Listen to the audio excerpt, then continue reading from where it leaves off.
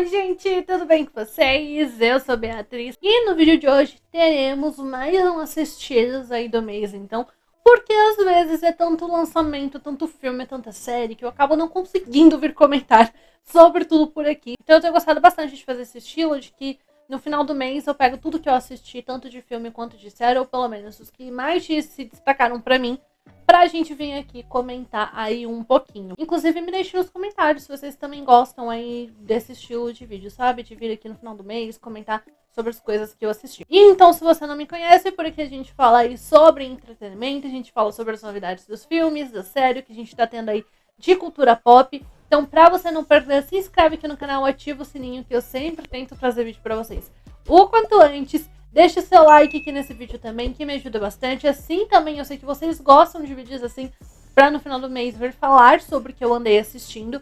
E aí dá pra trazer cada vez mais vídeos nesse estilo. Nas minhas redes sociais também tem sempre vídeo, toda semana tem Reels sobre os lançamentos que a gente vai ter na semana. E é isso, vamos lá, vamos começar a assistir. O primeiro que eu tinha que vir aqui falar era A Empregada. Eu sei que A Empregada saiu, na verdade, se eu não me engano, foi em dezembro. Teve uma não foi pré-venda, foi sessão antecipada em dezembro e saiu oficialmente em janeiro, né?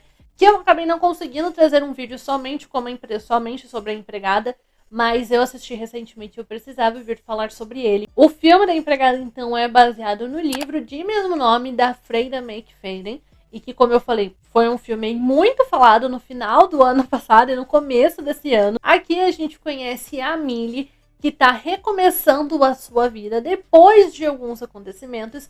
E ela acaba conseguindo um emprego de empregada na casa dos Winchester, que são simplesmente, eu acho que o que? A família, uma das famílias mais ricas ali da cidade. Só que existem algumas coisas estranhas, né, que acontecem ali dentro da casa, que acontecem com a família. Como, por exemplo, o quarto que a Nina vai ficar, né, o quarto de empregada dela, na verdade, a tranca é pro lado de fora. Então, assim, umas coisas que não fazem muito sentido. Além de que, logo no primeiro ou segundo dia de trabalho da Millie, a gente já tem a Nina surtando ali dentro de casa. Eu não cheguei a ler o livro, mas eu tinha visto bastante comentários sobre esse filme na internet. Então eu já fazia uma ideia de que realmente a doida aí da história não era a Nina, era o Andrew. Só que eu não estava preparada realmente porque viria. E acho que então, como deu pra perceber, a gente vai estar falando sobre a empregada com spoilers, tá? E na verdade, eu acho que o filme ele fez uma construção muito boa, muito genial, de mostrar ali inicialmente a Nina como sendo a doida, como se as coisas não dessem certo por causa dela e a gente começasse a olhar e falar, ai, coitadinho do Andrew, e enfim, tem que ficar com a Nina e tal.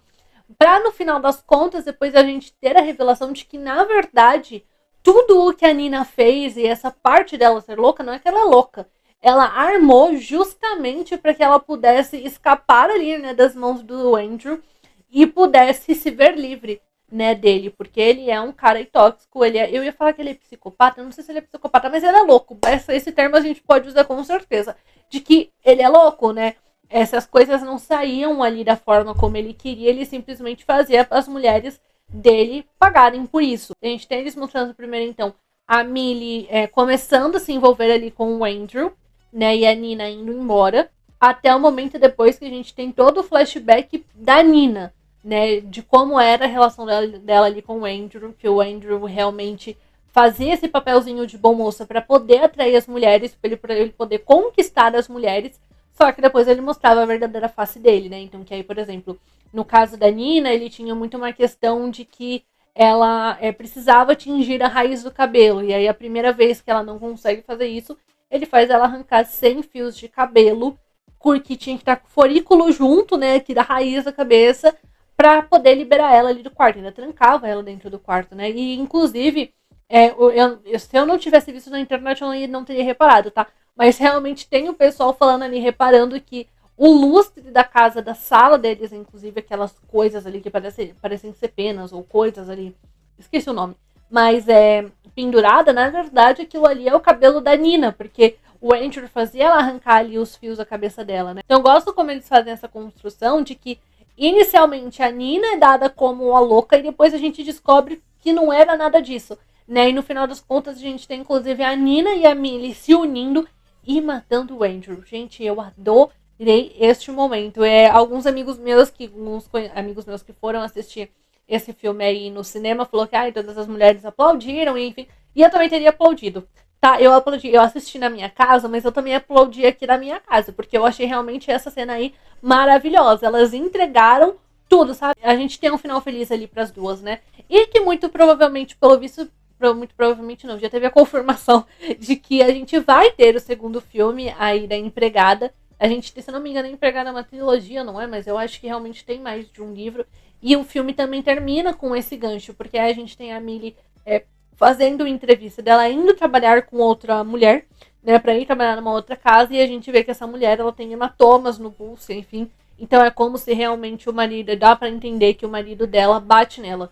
E aí a gente tem até a mulher falando pra Millie, você acha que você vai dar conta? E a Millie falando que quando que ela começa, né? Então meio que assim, sim, ela vai dar conta do recado. E ainda o filme da Empregada termina com uma música maravilhosa da Taylor Swift, que é I Did Something Bad, que é justamente assim, gente, a tradução dessa música, eu acho que ela encaixou muito, sabe? Porque principalmente o refrão, que é o que toca no final, é justamente ela cantando eles dizem que eu fiz algo ruim, mas por que eu tô me sentindo tão bem?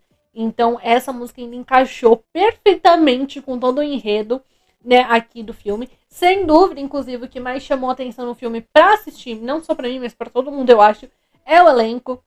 Porque a gente tem a Amanda Seyfried, a gente tem Sydney Sweeney, a gente tem o Brandon Sklenar, que fez aí Assim que Acaba. A gente também tem o moço ali do 365, que eu esqueci o nome dele, fugiu da minha cabeça agora. Mas tem o protagonista de 365 também. E que principalmente o Brandon Sklenar, a Amanda Seyfried e a Sydney Sweeney, eles entregaram absolutamente tudo neste filme. Eles estão maravilhosos. Os três têm uma química do caramba. Então, realmente me surpreendeu muito a Empregada. Eu sabia que para as pessoas estarem falando tão bem, era um filme realmente muito bom. Mas realmente acabou sendo até melhor aí. Superou as expectativas do que eu estava achando que seria. E estou muito animada para ver agora o segundo filme, para ver a continuação. Agora, eu tive uma reação muito diferente, por exemplo, com Love Me, Love Me, que foi o filme clichê adolescente que saiu no Prime Video em fevereiro. Eu ia fazer um vídeo sobre ele, só que aí eu achei ele tão ruim que eu achei que eu nem ia ter muito o que falar dele e que era melhor então só incluir ele aqui no vídeo de assistidos do mês de fevereiro, porque assim, eu realmente estava com expectativas para esse filme. A gente tem ali a mesma premissa de vários outros filmes clichês adolescentes, de, né, a menina que veio aí de outro lugar, aqui no caso ela tá se mudando pra Itália, não lembro exatamente qual lugar da Itália que é, e ela começa ali a se envolver com um menino, né, que no caso vai ser o Will, só que o Will também é muito amigo ali do James, e o James é o tipo bad boy, então a gente sabe que no final das contas a June, que é a protagonista, ela tem ali um sentimentozinho, já tem umas faíscas ali com o James. E a gente tem o Will aí no meio do caminho, porque o Will passou por outras coisas antes, e meio que então por isso que a June, o que o James não quer ficar com a June, pra não machucar o Will, que é melhor amigo dele, enfim. E assim, gente, o filme, eu achei que não entregou meio que nada pra gente, sabe? A gente tem ali algumas coisas do Will, então a gente tem alguns momentos, tem um momento em específico que a gente começa a ver o Will surtado, porque a June, que ele percebe que a June tá começando, na verdade, a se envolver ali com o James. E tem um negócio ali de o Will tem alguma coisa, ele fica... Eu ia falar que ele tem um piripaque, mas não é exatamente um piripaque, mas acontece ali alguma coisa com ele, que no meio de uma festa, e não fica explicado, por exemplo, o que aconteceu com o Will, entendeu? A gente entende que é porque a June começou a se envolver com o James, e que, inclusive, a gente vê que o Will tem essa coisa meio de se sentir rejeitado por todo mundo, porque isso já aconteceu com uma ex-namorada dele. Mas não tem uma explicação exata do porquê que aconteceu ali com o Will nessa cena. E aí só fica nessas faísquinhas entre a June e o James, e aí eles acabam nunca se beijando, no final das contas, entendeu? Eles nunca se beijam, eles nunca ficam juntos ali de fato. O filme ainda termina com eles ali com o James sofrendo um acidente e o Will e a June ajudando ali, porque o James é envolvido ali também. Ai, gente, com aquele negócio de lutas clandestinas. Ainda pra piorar, o James é também aqui toma anabolizantes, que é um trauma pra June, porque ela perdeu o irmão dela para os anabolizantes, e enfim. E aí a gente tem o James, no final, ele meio sequestrado, né, ali pelos caras que seriam os patrocinadores dele, que é o padrasto dele, porque o padrasto dele ameaçou ali a June, enfim, meio que ia forçar, ele ia violentar ela, né, essa é a realidade. Mas eu achei que o filme acabou indo de nada a lugar nenhum, entendeu? Ele acabou não entregando nada pra gente, não acabou não explicando meio que nada pra gente, e aí termina com aquela cena patética dele sofrendo um acidente, né? E o Will e a June ajudando a tirar o James de dentro do carro, e o filme acabou ali. Eu ali falei, gente, eu assisti tudo isso pra não ter um beijo da June com o James, pra não ter nada. Provavelmente a gente deve ter uma continuação, deve ter, porque inclusive eu acho que o filme aparece escrito, eu acho que, continua, apareceu escrito alguma coisa. Mas não precisava nem ter feito o primeiro. Se foi pra entregar essa bomba, né? Porque a gente não precisava nem ter tido o primeiro. E olha que é difícil criticar a adaptação aqui do Prime Video, porque as adaptações do Prime Video, muitas vezes, elas são bem melhores. Mas nessa daqui, realmente, não só nessa daqui, né? Os dois lá de Minha Culpa também deixou a desejar. Mas, enfim, eu tava com boas expectativas aqui pra Love Me, e eu acabei bem decepcionada. Falando de série que eu assisti agora em fevereiro, foi Os Donos do Jogo da Netflix, que na verdade ela foi lançada em outubro, né? E aqui a gente tem a história do profeta que sai, acho que é de Campos, enfim.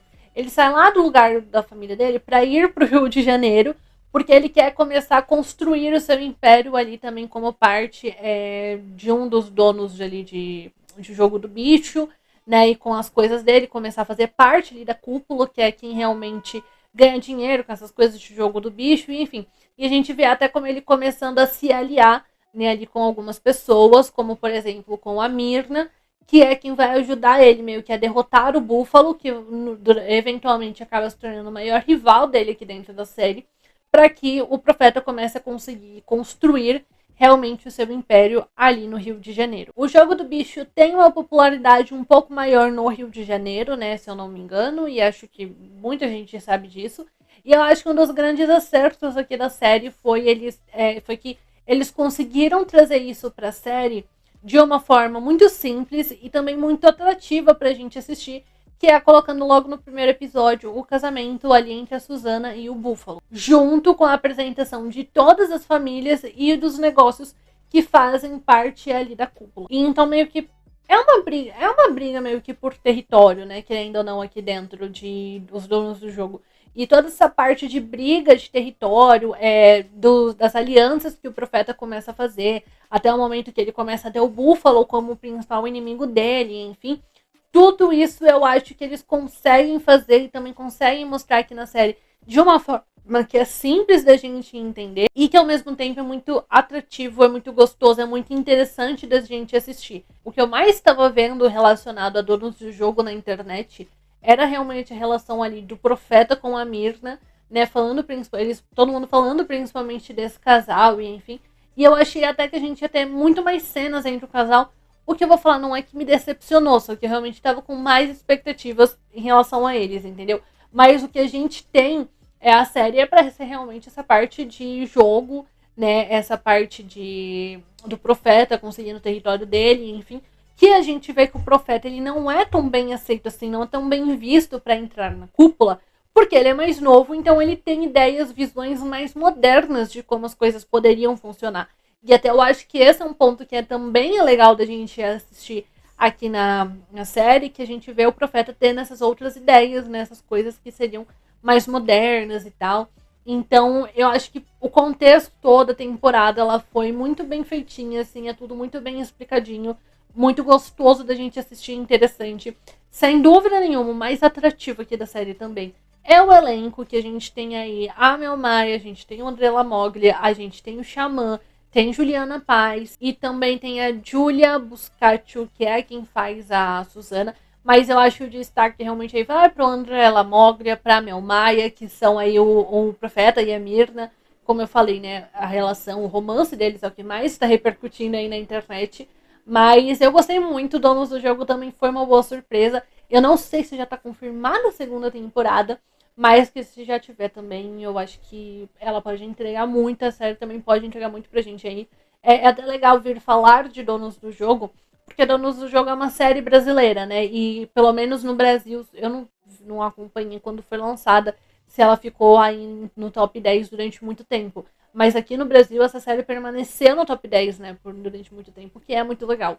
Porque quando a gente tem produções brasileiras que são boas, a gente realmente tem que valorizar, tem que falar. Então, Donos do Jogo também tinha que entrar aqui na minha lista. E o último que eu queria falar aqui com vocês é De Férias com Você, que é o filme que foi baseado também no livro da Emily Henry, que a gente acompanha a Pop e o Alex, que são melhores amigos, e eles são bem o oposto aí um do outro. Que apesar deles serem aí muito o oposto um do outro, como eu falei, eles são amigos inseparáveis, e aí eles têm esse acordo, né, esse fechamento, eu ia falar fechamento, meu Deus, mas eles têm esse acordo entre eles de todo ano eles fazerem uma viagem de férias juntos. E aí, em uma das viagens, né, eles acaba acontecendo alguma coisa, acaba acontecendo um deslize que prejudica aí a amizade dos dois. E a gente vai ver depois de 2 anos, no casamento do irmão do Alex, eles dois se reencontrando, a Pop e o Alex, e a Pop vendo que é uma oportunidade de talvez ela consertar as coisas aí na relação dele. Olha, gente, fazia muito tempo que a gente não tinha um romance tão gostosinho assim, que ele é um romance água com açúcar, ele é uma comédia romântica bem do estilo dos anos 2000 mesmo, mas que é muito gostoso da gente assistir, sabe? Essa oposição neles, da Pop ser mais extrovertida, né, dela ser mais falante, enfim, enquanto o Alex ele é mais retraído, ele é mais tímido e enfim, é mais introvertido. É um contraste muito gostoso um com o outro. Eu acho que alguns pontos a gente até consegue lembrar de outros clichês, de outras comédias românticas, como por exemplo, se passaram 2 anos, né? Não só 2 anos, na verdade, eles foram amigos por muito tempo, viajaram, fizeram muitas viagens juntos até eles ficarem juntos. Lembra muito aí um Simplesmente Acontece, entendeu? E claro que tem algumas coisas que a gente tem que destacar aqui, né, do filme. Então, com certeza, as viagens deles, que são viagens lindas, e eu gosto que, apesar de eles serem melhores amigos, essas viagens elas serviram muito para que eles começassem a conhecer mais de fato um do outro. Então, é gostoso da gente vendo a Pop, principalmente, descobrindo coisas ali sobre o Alex que ela não conhecia. Então, por exemplo, aquela viagem que ele acaba colocando o macaquinho dele, porque ele foi nadar pelado com o resto do pessoal, e enfim, e o mar levou toda a roupa dele, e aí a gente tem a Pop olhando e falando, meu Deus, você na verdade é todo malhado, então assim, falando que o Alex é gostosão. Uma cena, assim, um momento, acho que a minha viagem favorita deles, assim, realmente, é a que eles fazem pra Palm Springs, não é? Que eles vão pra Califórnia, que é a viagem que eles fingem que eles são recém-casados, e é pra eles conseguirem algumas coisas ali de graça. E aí a gente tem o Alex dançando. Olha que cena maravilhosa do Alex dançando. Vivi e a Pop também entrando junto. Maravilhoso. Tem também aquela outra viagem que eles não conseguiram fazer, que era pra Noruega. E aí o Alex ficou ali cuidando da Pop, porque ela ficou doente. Então é muito gostoso. E eu acho que o filme também se beneficia muito de fazer essas 2 linhas temporais ao mesmo tempo, que a gente vê o presente, aconteceu alguma coisa ali que deixou a relação deles estremecida, eles não andam se falando, e enfim. E aí a gente também vai tendo cenas do passado, das viagens deles, pra gente saber, pra gente ver como era a relação e o que foi que aconteceu, né? Qual foi a última viagem deles. E é muito gostoso também depois a gente vendo eles se entendendo, sabe? Eles se acertando, e enfim, e a Pop indo atrás do Alex. Eu acho que de vez em quando falta isso, sabe? Apesar de a gente sempre olhar e a gente falar por que o cara não foi atrás dela, e enfim, na maioria dos romances, tá, gente? Não tô falando especificamente de Férias com Você. Muitas vezes a gente olha pro romance e fala, por que ele não correu atrás dela, enfim? Por que às vezes também não fazer a mulher correr atrás do homem, sabe? Até porque aqui a gente vê que a Pop é a que tava errada na história. Então eu gostei também. Ai, gente, eu gostei muito do romance. Foi muito gostoso realmente de assistir. Também tenho que mencionar aqui o elenco que é o Tom Blight e a Emily Bader, que tem uma química maravilhosa. E eu acho que funciona para as 2 situações.